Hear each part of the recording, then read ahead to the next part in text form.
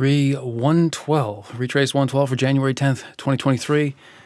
We're talking about attention hazards, the attention economy, the attention distraction economy, following on from recent discussions. And let's get into it. So what is an attention hazard, or what is the attention hazard? Well, first, it's a subcategory or a form of information hazard. This comes from Bostrom. Bostrom 2011, which is his Information Hazards, a Typology of Potential Harms from Knowledge paper. An information hazard is a risk that arises from the dissemination or the potential dissemination of true information that may cause harm or enable some agent to cause harm. So we're talking about artificial intelligence and the problem of control or human compatibility or superintelligence, all the things that can go wrong in artificial intelligence. Then that leads us to the question of, well, can you solve the design problem? We talked about that yesterday. And if you can solve the design problem, does that still make it probable that the risk or the hazard is solved as well? And the answer is at least prima facie no. Okay, so why? Because because you've made it possible to design human-compatible artificial intelligence or anything else, synthetic biology is a big one to think about, doesn't mean that you've made it probable. And the question comes down to controlling humans as opposed to controlling the design of the whatever, artificial intelligence system or synthetic biology. So if we're talking about controlling humans, we're talking about controlling information, maybe, or at least that's part of it. So an information hazard then is a risk that arises from that information disseminating true information that may cause harm or enable some agent to cause harm. And the reason that let's talk first. Okay, so attention hazards is one format of information that Bostrom talks about. The others he distinguishes are data, idea, the data format, the idea format, the template format, signaling, and evocation. We're not going to talk about those today. But the attention hazard is the mere drawing of attention to some particularly potent or relevant ideas or data increases risk, even when these ideas or data are already known. So drawing attention to things that, even if they're already known by some definition of known, can increase risk. And the reason is that you're basically physically increasing the number of locations of the information. So if 5 people on Earth are aware of the dangerous thing, the dangerous AI design or the dangerous synthetic biology design, that's one state that you can be in, one problematic state. If 5,000 or 5 million people are aware of it, then any entity, human or otherwise, any agent has a better chance of finding that information in the state space because it's just in more locations. Okay, so the information is in more locations. Let's talk in detail. Let's listen to Bostrom in detail about the attention hazard. Because there are countless avenues for doing harm, an adversary faces a vast search task in finding out which avenue is most likely to achieve his goals. Drawing the adversary, or its goals, you might say, drawing the adversary's attention to a subset of especially potent avenues can greatly facilitate the search. For example, if we focus our attention on our discourse on the challenge of defending against viral attacks, this may signal to an adversary that viral weapons, as distinct from, say, conventional explosives or chemical weapons, constitute an especially promising domain in which to search for destructive applications. The better we manage to focus our defensive deliberations on our greatest vulnerabilities, the more useful our conclusions may be to a potential adversary. I might add that he wrote Superintelligence, the long discourse on the risks of superintelligent AI, 3 or 4 years after he wrote this 2011 paper. So it's interesting, and he tells us why in a second here. Okay, just want to call out the parallels between his description of an attention hazard and the structure of the risk, and just the nature of textbook AI as defined by Russell and Norvig, AIMA4E. So we're talking about adversaries and search. And Chapter 5, the title is Adversarial Search in Games. And he doesn't always use the word agent, but he often uses the word agent. So he uses it here defining information hazard, and where else? Agent. Is that the only place? But he uses the word adversary, and we can think of agents as being potential adversaries, also potential cooperators or allies. But fundamentally, we're talking about adversarial search in games, as described in Russell and Norvig, Chapter 5, and then intelligent agents is the title of Chapter 2. Solving problems by searching is Chapter 3, and then drawing attention can facilitate drawing attention to a subset of especially potent avenues can greatly facilitate the search. That's heuristics. Okay, that's informed search. You're doing informed search. You talk a lot about heuristics in AMA and in artificial intelligence in general. It's section 3.5 and 3.6. If you want to go get started on it, that's just where they start talking about it. It's certainly not the end. The dilemma that he describes is that basically if we focus on risk, we also lead the adversary agent to our vulnerabilities. Okay, that's a dilemma. Do we want to concentrate on a problem and try and solve it at the risk of telling our enemies, whomever or whatever they may be, now or in the future?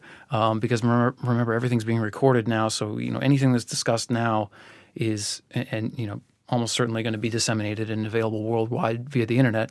Do we want to do that at the risk of informing our enemies, giving them heuristics?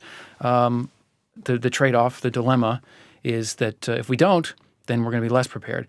And and I would also add here that you can compare his other paper, 2019, which was after the